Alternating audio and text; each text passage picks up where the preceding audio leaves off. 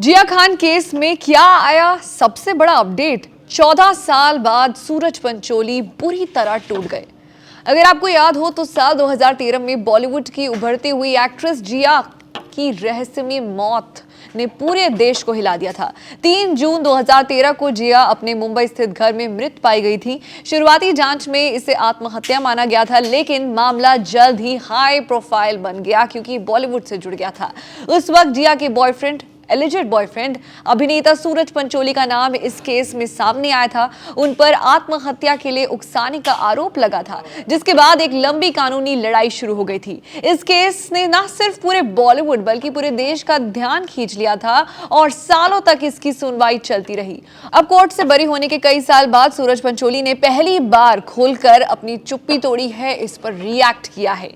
जिया खान ने महज कुछ फिल्मों से ही बॉलीवुड में अपनी अलग पहचान बना ली थी। उनके करियर की बात करें तो उन्होंने अमिताभ बच्चन के साथ निःशब्द में काम किया था, जिससे बॉलीवुड डेब्यू किया था। इसके बाद आमिर खान स्टारर गजनी, अक्षय कुमार के साथ हाउसफुल जैसी कई बिग बजट फिल्मों में जिया नजर आ चुकी थी।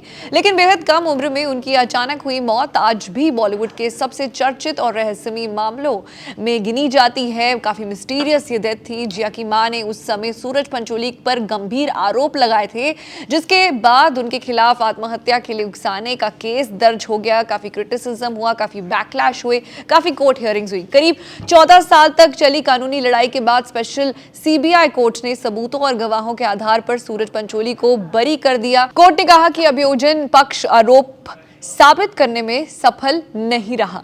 हालांकि कोर्ट के फैसले के बावजूद सोशल मीडिया पर आज भी कई लोग सूरज की बेगुनाही पर सवाल उठाते हैं, क्वेश्चन करते हैं। यही वजह है कि 2 अगस्त 2026 को सूरज ने अपने सोशल मीडिया पोस्ट में लिखा, सभी मीडिया पेजों से मेरा कहना है कि कृपया पहले अपने तथ्य सही कर लीजिए। मैंने 14 साल तक कोर्ट केस का सामना किया है। केस का फैसला तथ्यों, सबूतों और कानून के आधार पर हुआ है। मुझे बरी कर दिया गया है और अब इस मामले में कोई कानूनी सवाल अनसुलझा नहीं है। कोर्ट के सभी रिकॉर्ड सार्वजनिक हैं, इसलिए राय बनाने से पहले सच जरूर देखिए। इसके बाद सूरज ने अपने जीवन के सबसे कठिन दौर का जिक्र करते हुए लिखा, जब ये दुखद घटना हुई तब मैं सिर्फ 20 साल का था। मैं जिया को मुश्किल से 4 महीने से जानता था। मुझे बिल्कुल अंदाजा नहीं था कि वो अंदर ही अंदर किन परेशानियों से गुजर रही है। उसके बाद जो हुआ उसने मेरी पूरी जिंदगी बदल दी। अगले 14 साल मैंने अपनी बेगुनाही साबित करने की लड़ाई में बिताए। ये वो साल थे जब मुझे अपना करियर बनाना चाहिए था, लेकिन मैं कोर्ट के चक्कर काटता रहा। सिर्फ मैं जानता हूं कि हर दिन मेरे दिल और दिमाग पर क्या बीती। कोर्ट ही वो जगह थी जहां मैं अपनी बेगुनाही साबित कर सकता था और आखिरकार 14 साल बाद मुझे न्याय मिल गया। ट्रोलर्स को जवाब देते हुए वो लिखते हैं कि आज भी सवाल उठते हैं। वो आगे लिखते हैं, अगर कोर्ट के फैसले के बाद भी लोग मुझे दोषी मानते हैं तो सच कहूं मुझे नहीं पता मैं और क्या कर सकता हूं, सिर्फ इसलिए कि मैंने इतने साल चुप्पी बनाए रखी। किसी को भी अधिकार नहीं मिल जाता कि वो मेरे बारे में कुछ भी लिख दे। जिया खान का जिक्र करते हुए सूरज आगे लिखते हैं कि सम्मान के कारण मैंने कभी भी उन निजी तकलीफों या संघर्षों के बारे में सार्वजनिक रूप से कुछ नहीं कहा जो जिया ने मेरे साथ शेयर किए थे। तमाम मुश्किलों के बावजूद मैंने हमेशा उनकी प्राइवेसी का सम्मान किया है। बदले में मैं सिर्फ निष्पक्षता और सम्मान की उम्मीद करता हूं। यानी कि अपने पूरे नोट में उन्होंने बताया कि जिया ने काफी प्राइवेट चीजें उनके साथ शेयर की थी जो उन्होंने कभी भी मीडिया में आकर नहीं बोली हैं। अपने नोट में आगे वो लिखते हैं कि आपके लिए ये शायद सिर्फ एक और हेडलाइन हो सकती है, लेकिन मेरे लिए ये मेरी पूरी जिंदगी रही है।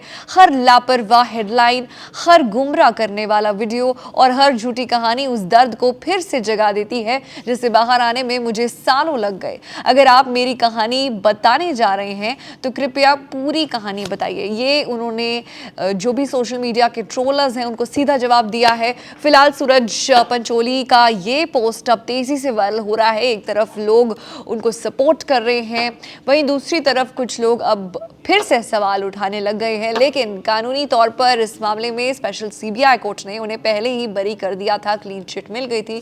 ऐसे में सूरज का कहना है कि अब उनकी कहानी अधूरी नहीं है बल्कि पूरी सच्चाई के साथ बताई जानी चाहिए।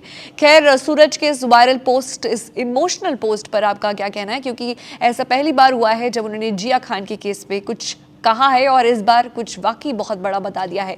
खैर, अब आपका इस पूरी कहानी पर क्या कहना है? हमें अपने व्यूज कमेंट्स में जरूर बताएं।